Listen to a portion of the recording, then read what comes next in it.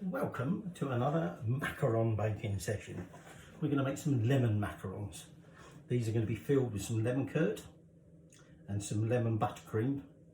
But before we do that, obviously we've got to make the shells. So I've got the ingredients already weighed out. Got the food processor because we want a nice smooth macaron. Okay, and so although that's a fairly fine almond flour, we're going to just give it a bit of a pulse in here to make it a bit finer. So I've got 105 grams of that, and that's going to go into there. Okay, and then I've got 105 grams of icing sugar. So we'll try and get that in there without that going everywhere. So we're not quite ready for this bit yet, but we're going to get this blitzed and sieved into a bowl, and then it will be ready when we've done our egg whites. So I'm just going to pulse this to get it a bit finer. Okay, so that's had a nice little blitz together, and what we're going to do is we're now just going to sieve that into the bowl because we want it a nice smooth batter. I'm going to call it that. Okay, so I'm just going to sieve this through, and then once that's done, okay, we'll then get on with doing the egg whites. Now, for that you're going to want 100 grams of egg whites. You want 100 grams of white caster sugar. You can use granulated if you like, might just take a bit longer to dissolve up in the egg whites. And we're going to add something which I've not done before, but which apparently helps stabilise your meringue, and that's actually powdered egg white. So this is just pure egg white, dried, and because I'm using 100 grams of egg white, I'm going to add 4 grams of egg white powder. Now, like I said, that is optional. All right, we'll give it a go. We'll see what it's like for our macarons. So anyway, I'm going to just get that finished sieving through. Okay, so that's the sugar and almond flour sifted. Now you're going to want a bowl and a saucepan that the bowl can sit on top of, because we want to heat this, but we don't want it in the water. Okay, so just make sure the bowl sits high enough and there's little enough water in there so it doesn't actually get on the bottom, because you don't want to cook the egg. It's just to help warm it up to dissolve the sugar. Now in this case, like I said, caster sugar. We've got 100 grams of that, 100 grams of egg white, and I've got the 4 grams of egg white powder. So I'm going to just put the sugar into there. I'm going to add in that egg white powder, which is quite fine. Okay, in that goes. Now that bowl wants to be grease free. Everything you're doing for when you do your meringues wants to be grease free, because otherwise you'll have problems trying to get it to whisk properly. Now, you're going to want some yellow food colouring. Well, that's optional, you don't have to, but I've got some yellow food colouring, food gel. Okay, you don't want the liquid one because it will affect the consistency of the meringue. So I'm just going to wait for this water to come up to boil, and when it does, just going to shut it right down to lowest heat. Put that bowl on top, add the egg white, and we'll start whisking. Okay, so my water's just about to boil. Put the bowl on top, and now I'm just going to tip in that egg white. And what we're going to do is, on a nice gentle speed, unfortunately my mixer's sort of like quite high anyway.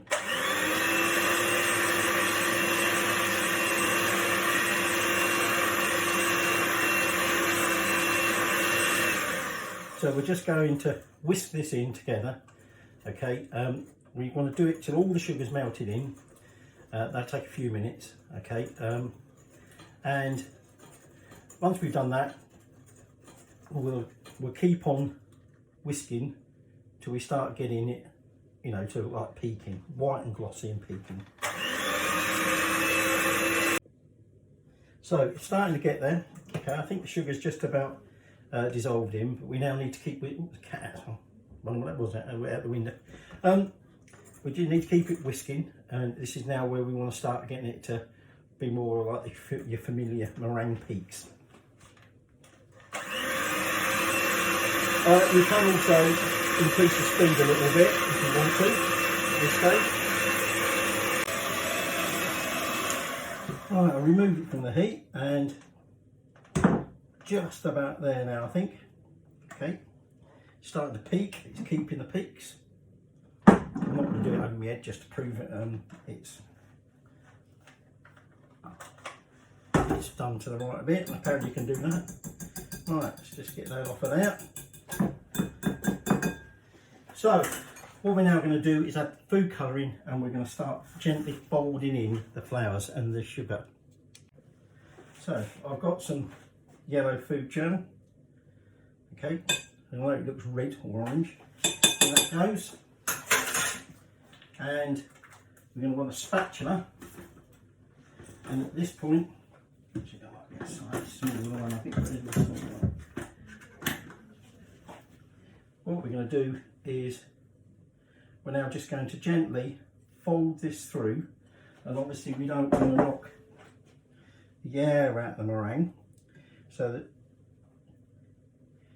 if you circle round and then cut through, circle round, cut through, okay. Obviously we want to try and get that food colouring mixed in there as well. Okay, so I'm just going to keep stirring, making sure you get right to the bottom, particularly in the middle, okay, to get that stuff that's all in the bottom, just hit that little pocket of food colouring. So I've got like orange yellow streaks in it. So I need to go until that's nicely mixed in, that food colour. You can see it's starting to turn yellow there. So don't want to overdo it, but on the other hand, it would be better if it's a uniform yellow rather than streaky, but then again, that might be quite a novelty. Okay, so we're almost there. You're going to need a piping bag, and you're going to need some templates ready to pipe onto. Okay, so I'm just going to make sure this is all fully mixed, and then we'll start making our macarons. So like I said, I've got 1/2 inch nozzle on my piping bag, and I'm now just going to fill my piping bag with that mixture. Okay, now I'll fold the nozzle over at the bottom because this can be a bit too runny and could come straight through, okay, which we don't obviously want to happen. So I'm just going to get this piping bag filled, and then we'll start doing them. Okay, so I've got my tray with some templates drawn out. They're just over 1 inch. I think it's about 1.1 inch. Use a little cookie cutter. Okay, and then just to help stick that down, just take a few dabs of that meringue that's left in the bowl, and then just stick that down. Make sure you've got your inside at the bottom underneath, otherwise that will come through onto your macarons. And just going to do that tray while I'm at it, because it's a bit more awkward when you start piping. So that's my trays done. Now remember, these need to rest and dry out, so we won't be putting that oven on just yet. So that's one lot done. So it's just vertical, gentle squeeze, and then a little twist and lift off. Okay, so it is quite runny this, so it starts coming out as soon as you've done it. So we're just going to get as many done as possible. Okay, now you need to get the air that's in there out, and we do that 2 ways. One, we give it a good bang, and the second is for the bigger ones that are still trapped in there, we'll go through them with a, whoops, see there you go, got a big air bubble out. So there is a little bit more batter left in there, but what we're going to do is, I haven't really got any more, it's not worth doing another tray, so what we're going to do is now we just give it a bang on the side, just to lift any air bubbles in there towards the top. Same here. And then I'm going to go through the cocktail stick, and any obvious air bubbles that are still near the surface, just going to burst them and give them a little smooth over. Right, so gone through, got out any obvious air bubbles, and now what we need to do is just leave them to dry out. We want to get a nice firm skin on the top. Humidity will affect how long. I'm going to give these probably 40 minutes at least. Okay, if we don't dry the skins out, you could lead to cracking and everything else when you come to cook it. So let them dry, and then we'll be back in about 40 minutes or whenever I think they're done. And I think I've now just spotted a couple more air bubbles I just need to get rid of.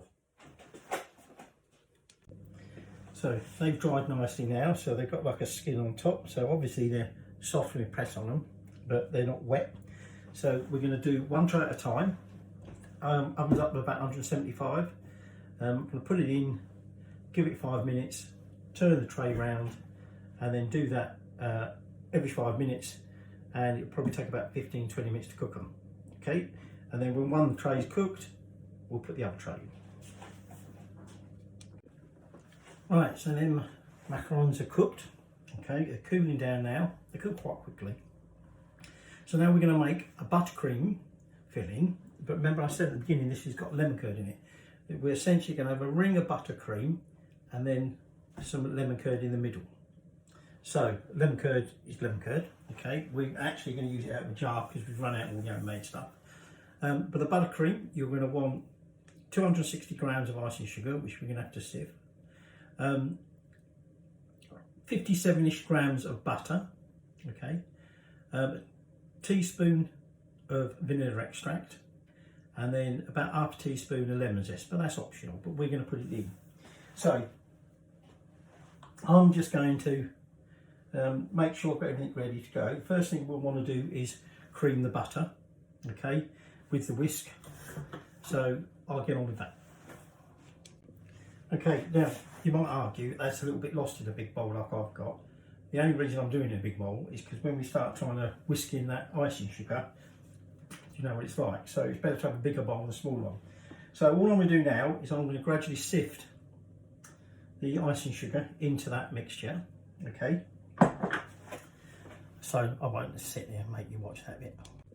Now, before I whisk all that together, I'm just going to zest my lemon into this bowl, and then I'm going to chuck that in there, and then we'll mix up our buttercream. Right, so the zest's got in there. So now what we're going to do is we're now going to just mix all that together, and when that's all blended in, we'll then add in the vanilla extract. Right, that's almost combined, so now we're just going to add a teaspoon of vanilla extract, and then finally make sure that's all mixed in, and then we'll be ready to load up our piping bag. Okay, so I've got my piping bag with buttercream in. I've got quite a small little decorative nozzle. Okay, so the next one I'm going to do is I'm going to do my lemon curd, and shouldn't need an awful lot of that. Okay, I'll just load up some lemon curd into that bag.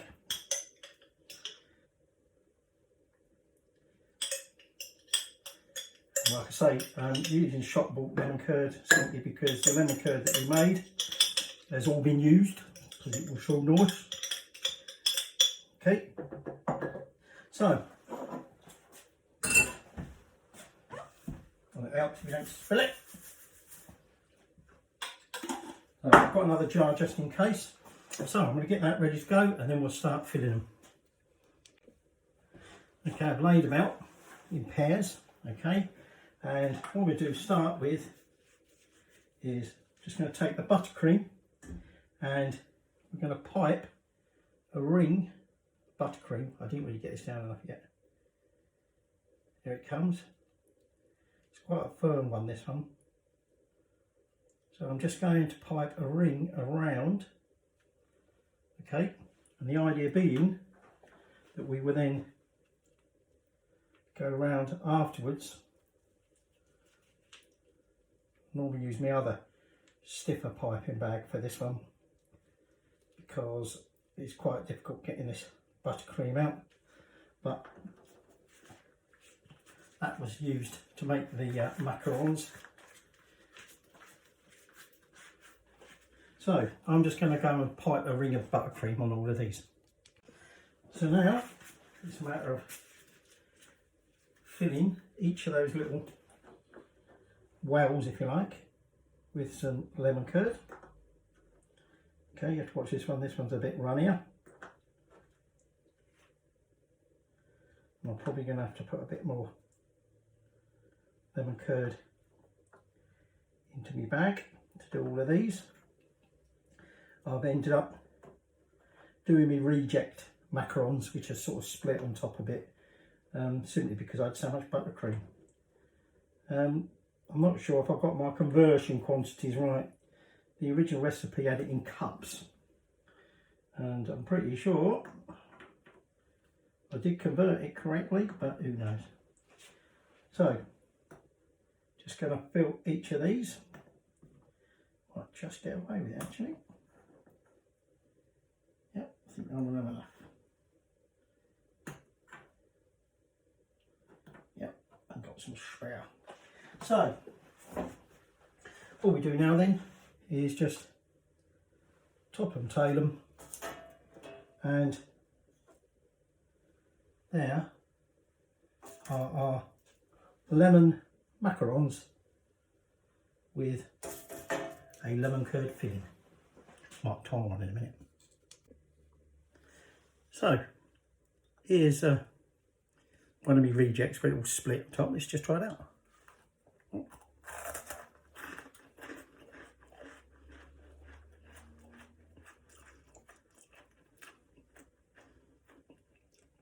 And this one's a bit too hard, hence it was one of my rejects, but even that's right.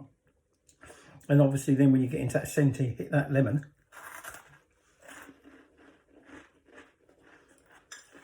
Very nice.